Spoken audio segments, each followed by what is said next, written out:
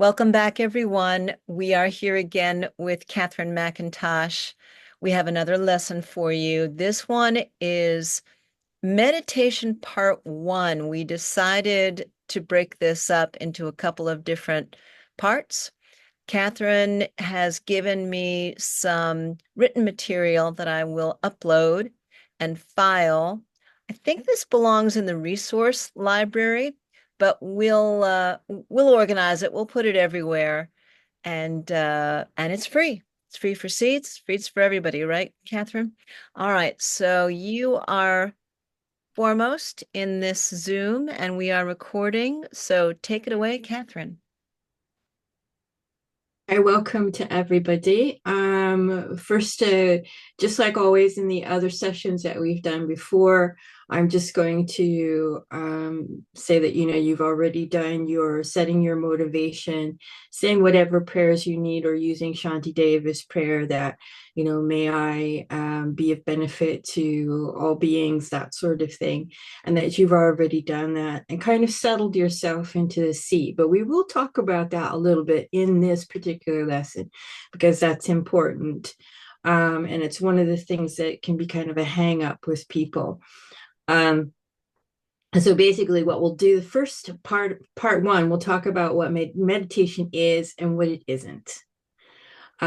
People have some funny ideas about what meditation is, that it has to be this formal, rigid process where you must sit on the floor, you must sit in a yoga position, you must do this and you must do that. And it's not that at all. And so the first thing you need to do is, if you have those ideas, is let go of them, because they're not doing you any favors. They're actually hindering your progress, because things will come up and people will get in your way. You'll lose patience. You'll think people aren't being silent enough. They're being too noisy. They're getting in the way of your meditation. And basically, you've lost the entire purpose behind what meditation is supposed to accomplish. So when you're doing a meditation, it doesn't have to be very long. It can be as long as you wish. If you can tolerate sitting for hours, that's brilliant. That's great. And if you've got the time, terrific. But most people these days don't have that kind of time to spare. You've got little babies, you've got grandchildren, you've got jobs, you've got obligations in life. So you have to accommodate your meditation within that sphere. When Buddhists are taught a monastic meditation for that purpose is for attainment of enlightenment, so that you understand the text, so that you're focusing on objects of what the meaning of the text is and understanding it fully. You're examining your experiences within the teachings of Buddha Dharma. So how I teach it to lay people is without that religious side of it. Because it is still beneficial to you, whether you're using it for the attainment of enlightenment or not. It gives you that comfort, that base for you to go on through your day and really just kind of let go of the things that aren't really useful for you, and keep the things that are. Now, meditation is an examination of the mind. So you're using it to check on what the mind is doing. So you'll notice when you first start sitting to meditate, you'll think, oh, my mind's so busy, it won't sit still. It's running around like a crazy child in the middle of a playground and it won't behave itself. Well, to be honest, that's what it's doing all the time. You just happen to look in that direction. So your mind is very complex. All of the synapses, all the neural connections, and everything that we have going on in our minds during the course of a day are so fast and taking in so much information that it is very, very busy. It's an atmosphere where calm is needed, not control. There's a difference between calm and control. You're not trying to control your mind. You're trying to train it so that it finds that place of calm.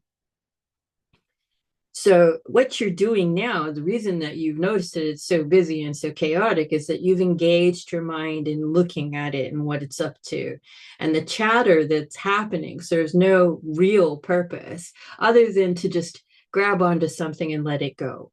So your mind will grab onto absolutely everything. And it's like you could sit outside, for example, and it's a beautiful autumn day. The sun shines out. It's not very warm. There might be a breeze blowing. Oh, that leaf fell over there. Oh, look at that piece of grass. Oh, there's a cloud. I mean, that's what your head's doing. So basically, what you want to do is to remove that excited state. And so excitement is part of one of the things where your mind is too engaged with outside activity rather than focused within. So when you try to do meditation, you're trying to encourage your mind to mold it into something a bit more focused and a bit calmer and increase your concentration so that your mind is clearer as to what you are trying to do. Now we go back to the term of perfection. This is a perfection of meditation. So when you think about the perfection of meditation, again, it's not about being rigid, about being a perfect meditator. It's about perfecting the practice. So you're being generous with yourself. You're being kind with yourself. You're being easy and gentle with yourself while you are meditating, while keeping the object of focus. Now, I'm going to tell you a little bit of story about this idea of perfection because this is so strong, and I've run into even nun monastics who are just, they're so angry because no one does it right, no one does it perfect, and everybody's doing it wrong. And so I want to tell you a little bit of a story about that because it makes a valid point. There was an old monk that lived in a monastery, and he used to go and do circumambulations around the stupa. He'd walk around and around all morning, and he would say his prayers, but he would make many mistakes. And the little boys would tease him about this, that he was saying his prayers wrong. But they were laughing, they were having a good time, and the old man didn't mind because they were just teasing him. That was just his way. And he'd done this for years. And his old friend, the Rinpoche, was his teacher. They'd known each other for years. And so this had gone on for some time. There was this young monk, say in his 20s or 30s. He thought he knew everything. You know the kind of person I'm talking about. The one who's learned, who has a lot of information, and they think they're right. And they need everybody else to be right because that's their comfort zone. Well, he'd heard about this monastery, wanted to learn with this particular teacher. And he walked up to the stupa and could hear this monk saying his prayers wrong, and he could not believe it. He was in shock. He says, how could this be? This is one of the greatest schools there ever is, and I need to correct this. Now, you know this is his ego speaking. This is a serious, serious problem when you start thinking like this, that you need to correct everybody else to fit into what your ego thinks is correct. So you know that's wrong right from the start. But not having enough wisdom, he walked up to the old man and said, stop, you're doing it wrong. You can't do this. Your prayers will not, and this is a very damaging sentence, your prayers will not bear fruit because you're not saying them right. Now, I want you to think about that sentence, how damaging that is. And I've had people not directly say that, but imply it, that if your practice isn't perfect, it will not bear fruit. And that's not true. Don't ever let anybody tell you that. Right? Anybody ever tells you that, then just walk away. End of conversation. Right? But the old monk, he took this onto his heart because he was a gentle sort of fellow. You know the kind of person. I'm sure you've met people like that in your life where they're just so open and they take everything in on themselves and think, oh, I want you to be my friend. I want to listen to you because surely you're more educated than me. And so he said, please help me. Help me say my prayers correctly. I want them to be right. Day after day, they practiced together. And the old monk just could not say the prayers the way the younger monk wanted him to. And he failed over and over again. And slowly, what happened is his heart began to crumble. And during a class in the temple, all the young little monks were sitting around and nobody was smiling, nobody was laughing, nobody was really, I mean, it's like everybody was quite unwell. And so the teacher was very worried. What's wrong with everybody? What's happened? And one of the little monks came up and told him what had happened with his old friend. And he said, call the young monk to me and tell him I want to talk to him. The young monk was so pleased. Again, it's his ego. The great teacher wants to talk to me. I must have done something wonderful. He's thinking, wow, I'm so important. And so when he got there, he bowed very, very deeply, making sure his prostrations were, again, perfect. Dear Guru, I have come. I hope to be of help to you. He wasn't thinking about himself at all. Yes, you can, the Rinpoche said. And you can imagine the look on his face because he's being very calm and he's not saying a whole lot because the teaching has to happen for the young monk, not the Rinpoche. There's something I need you to correct. It's a problem. And I understand it began when you started to instruct the old one. The young monk was shocked. He went back to his room and he meditated day and night. What was it that was wrong? I was teaching him right. I was teaching everything properly. I was doing everything the way I should have. It's like, just could not find the answer. Realized that the old monk, he wasn't eating, he wasn't laughing, the young boys were not laughing. This was during his meditation. He could see the full picture, not just his own, but he could see it from the point of view from the old monk, from the young boys, from everybody else. What was the experience of the teaching? And it dawned on him. He had an epiphany. So he went up to the old stupa. His robes were dirty, and he hadn't bathed. The old monk was in the same position. He hadn't eaten, he'd lost weight. They both were suffering greatly because of this mistake. He knelt down in front of the old monk and said, "Dear brother, please hear me. I have something to say." His eyes were filled with tears, and he said, "I wish for you to teach me how to pray your way." He didn't say why. He didn't say it was him that wanted it. He didn't say the reasons that this came about. He just asked to be taught. The old man says, "I don't know if I can." And you can imagine the way his heart must have been feeling at the time, that it was pretty damaged. The young monk reached out, took his hand, and said, "Please try." And so they got up together and they started to do circumambulations around the stupa. The old monk was quiet at first, instead of shouting his prayers like he normally did. But as they walked, he started to forget his past pain and the old joy started to return.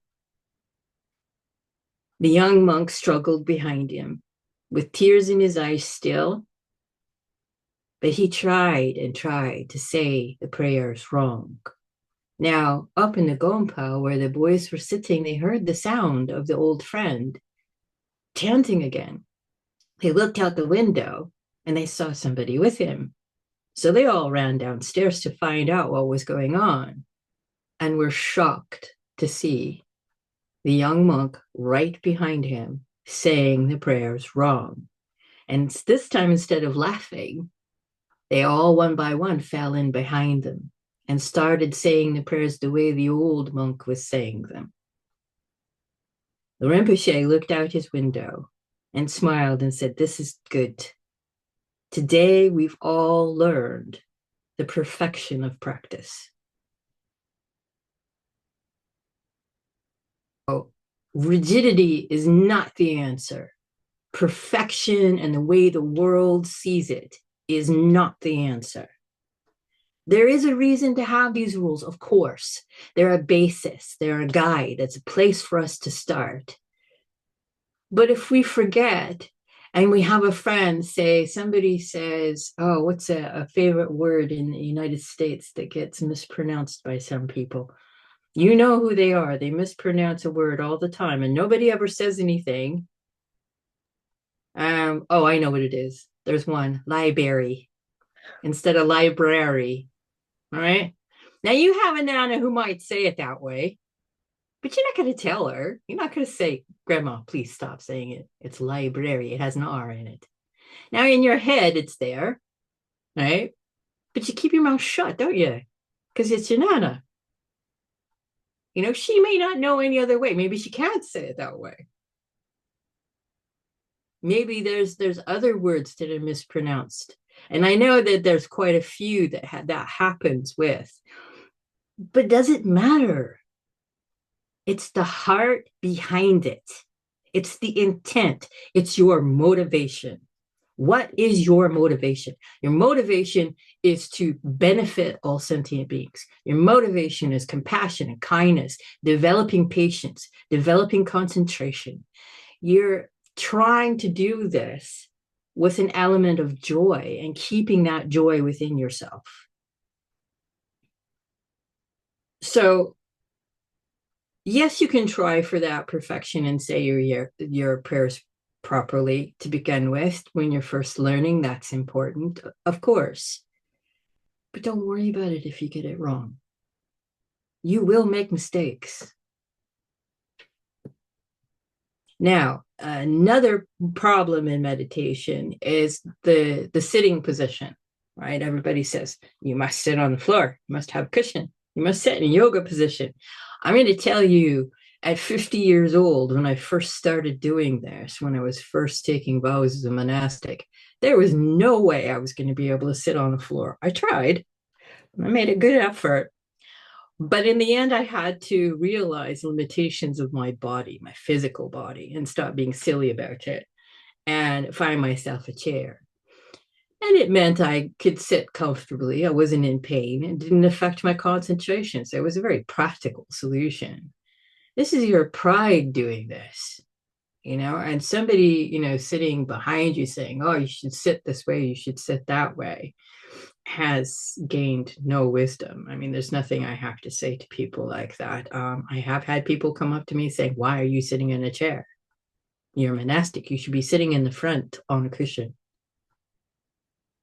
I didn't really have a response to that, but it does happen. So one of the things to tame is that pride, that ego. If you wish to chant and meditate at the same time, that's wonderful. That's fine. That's not wrong. And don't let anybody tell you it is. Because sometimes I was raised in a musical home where we had constant music. So music to me is a form of meditation. It actually focuses my mind away from all of the things of the world. And I can actually focus on the chant, the meaning of the words and what they are showing me, and gain insight into that. So that's not wrong either.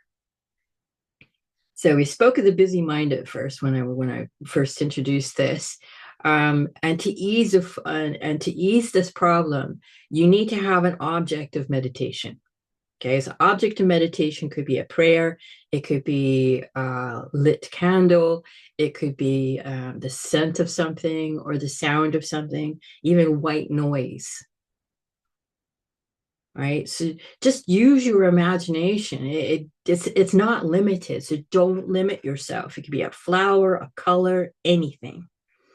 Hold your mind on that object, and your mind will wander away, but just gently bring it back, because you're teaching it to come back. Right, and if you're gentle with your mind, you'll still want to do meditation. If you're harsh with your meditations, if you're rigid, then you're not going to be able to, your mind's not going to want to meditate anymore. It's going to be like, it's too hard, it's too difficult, I don't want to do this anymore. And And then when you notice these things, develop gratitude that you've actually noticed your mind's walked away. All right, because that's actually quite a skill to notice that your mind's kind of wandered off somewhere, and develop joy when you actually can see this. I did mention that meditation in Buddhism and monastics is meant for the mind of enlightenment to attain enlightenment and develop wisdom. But that's the same thing for laity. You are developing wisdom, just not for the attainment of enlightenment. That's not your purpose, really. But it can ease pain, it can ease stress, examine emotional states that you don't really understand. And what if you're tired? What if you're not well? Then what you can do is, if you're getting sleepy during your meditation, make sure that you keep the room cool enough. If it's too warm, you're going to want to fall asleep. You can open your eyes a little bit more instead of closing your eyes completely. Focus them about 3 to 5 meters in front of you, not looking directly down, because that can cause sleepiness. When you come back to your meditation session, if you're too tired, you can come back to your meditation session. That, just leave it and don't be discouraged. Don't just criticize yourself and say, I didn't do this right, I didn't do this, I didn't do that. Because sometimes your body just isn't in a right position to meditate properly. And so it isn't about forcing yourself to do it. So we go on to your expectations, good or bad. Now, I hear say something, meditation. Oh, my meditation was so good, but today it just won't work. I can't get my mind to focus. Da, da, da, da. You're already making comparisons with yourself. You're making comparisons with others. Don't do it, because that just leads to a sense of failure. Just respect it. Sometimes your body will comply with meditation, and you'll have a really good session. Rejoice on that good session. Remember what was good about it, what caused that good session to happen, rather than focusing on the session that didn't work.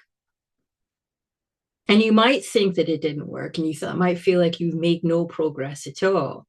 But then all of a sudden you're presented with a situation that previously might have disturbed your mind, and all of a sudden it doesn't anymore. That's due to your practice. And so in a dedication, the metta practice says, may all beings be free from suffering. However, this is incomplete. So to really firm up that statement, it should say, may I provide happiness for all sentient beings. May I free all beings from suffering. That shows a degree of ownership. Right? Rather than just kind of a subliminal wish, may they be free. So it's a matter of just changing that so that you actually own that prayer. May I be the cause. May I be the cause of their happiness. May I create the situations that give them joy. And so that establishes that sense of ownership and importance. So before you meditate, you have a preparation. So you choose your object of focus, your candle, your flame, your flower, your prayer, whatever it is. Or you can focus on generosity, patience, loving self and others, whatever it is you want to work on. Right? And make sure it's just one thing. Not too many, just one. Because that's enough. Right? Because your mind's not going to want to focus on anything else. And once you have your object in mind, make sure you physically are well rested, that you're feeling okay, not too hot, not too cold, and that you've got a little spot, a sacred space that you can call your own, where you're not going to be disturbed, where the phone's not going to ring, television's not going to be on, the kids aren't going to come and bother you, the dog's going to be out of the room. You might think that, well, I like to have my dog with me and he's quite quiet and he's fine. And that's okay, but you still are not clearing the distraction, because he can be kind of a distraction. You're going to want to pet him. He's going to want to snuggle, you know. Same way with my cat. I've got to keep her out of the room, otherwise she wants to do happy toes on me. And so, you're not you're not providing yourself comfort through that, but you're providing yourself comfort through the meditation instead. So you're learning something else. So you can see her walking by. She's quite nosy. She likes to be in the middle of everything. So that's what I'm saying. They're just like children. They like to interfere with things. All right. So once you have everything all set up, you have your all little space, your little bench, your little book, or whatever it is, everything's done. Then you sit down in your seat and you make sure that your seating position is comfortable for your body. Make sure that you're not sitting rigid erect, but sitting straight up, that you have that nice straight spine so that your breathing isn't compressed. All right, make sure you've got some water with you, especially if it's a hot day. Make sure that you take care of yourself. And when you're ready, set yourself on your cushion or your chair. And then you begin your meditation. Have a timer that's quiet. Timers are they have quite good ones. There's apps on your iPhone that will time your meditation for you. A longer meditation for 15 minutes, it will break it in the middle with a gong to bring you back to the room a little bit and then set you back into your meditation again. So it's a cyclic kind of meditation. Those are fine. Those are perfect. Use those tools because it will help you. And then the end, always remember to dedicate your practice and say the prayer, may I provide happiness for all sentient beings. May I free all beings from suffering, because that is the purpose. And all beings, don't forget, that includes you. That's not just about everybody else. It's about yourself as well. And people tend to forget that. So in our next class, what we'll do is we'll talk about more problems in meditation. We'll talk about Lung, the meditator's disease, and we'll talk about Shine meditation. But right at the moment, what I want to do is take you through a brief breathing meditation where you focus on the breath. Now, nearly everyone that's in Buddhist practice knows this one. They've heard of it. And that breathing meditation is you're focusing on the breath. You're focusing on the aspects of the breath. You're focusing on the feel of the breath and what the breath is providing. So I will talk you through this, but it's best that it's a silent meditation for you. And if your mind wanders, you start thinking about the shopping, go ahead, think about the shopping for 5 seconds. Just say, okay, I'll get to it in a minute. Come back to your object of meditation. So for me, I have a wee candle that I light every time I do that, my little candle here. That flame is my object of meditation because to me that represents warmth, light, energy, power, strength, courage, all of those things. So get yourself comfortable and remember, choose your object and take a minute to think about what that might be.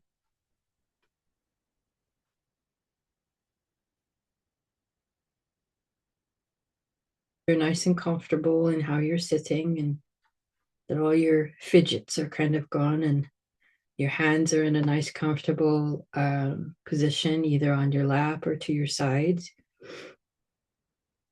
And take a nice deep cleansing breath to start with.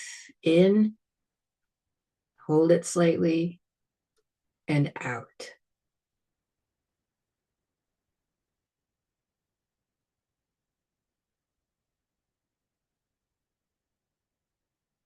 Out.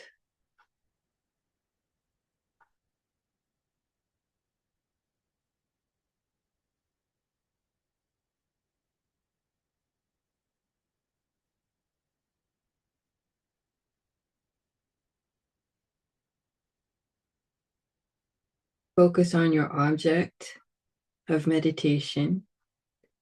Feel the breath entering your body and leaving your body. But the warmth of it, how it nurtures you and feeds every part of you.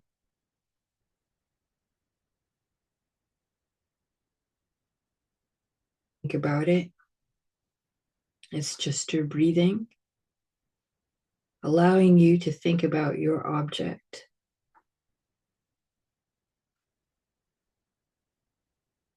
Gently.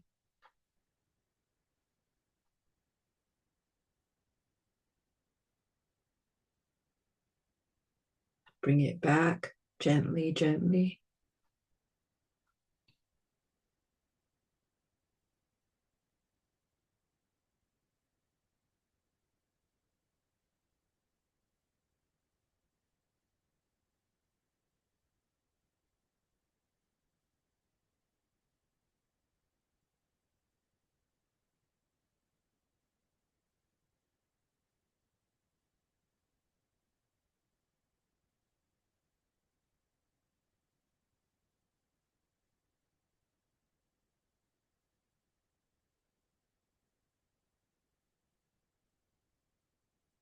Continue monitoring your breath.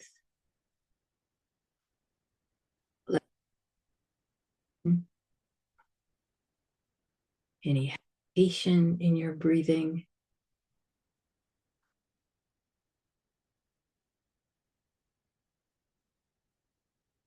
Your toes to your knees, to your hips. Remove any tension that might be sitting with you. Shoulders.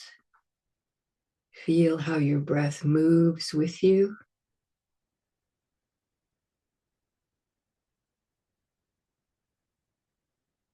It's on the ocean, it gently rises and falls.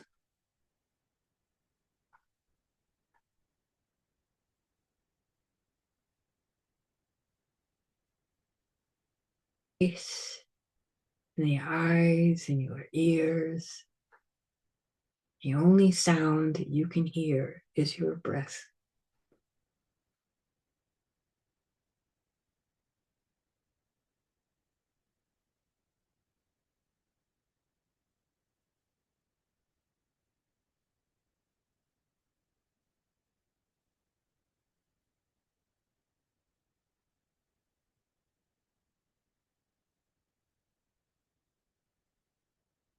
Gently, gently bring it back to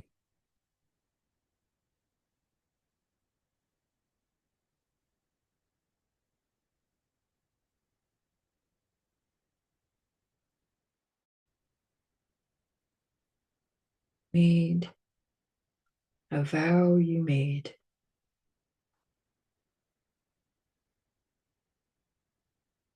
Self, gentle compassion and kindness. Fill every breath with the wish for all sentient beings to be free from the sufferings of the world. Take in a breath, you take in their sufferings on yourself. As you breathe out the blessings of being free of those sufferings. Wish for gratitude, only joy that you're able to breathe and be able to give.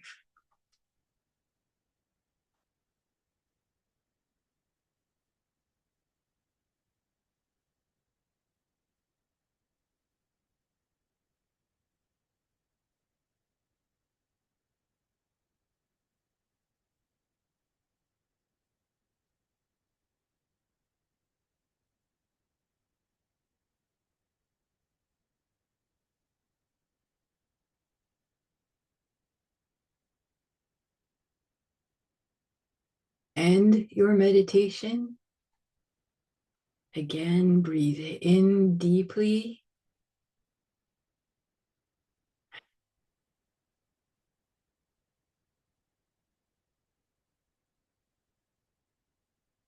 be a benefit to all beings in all directions. Again, reaffirm that you give them joy, happiness, peace, and let go of any expectation for result. Only that the meditation is just part of pure practice.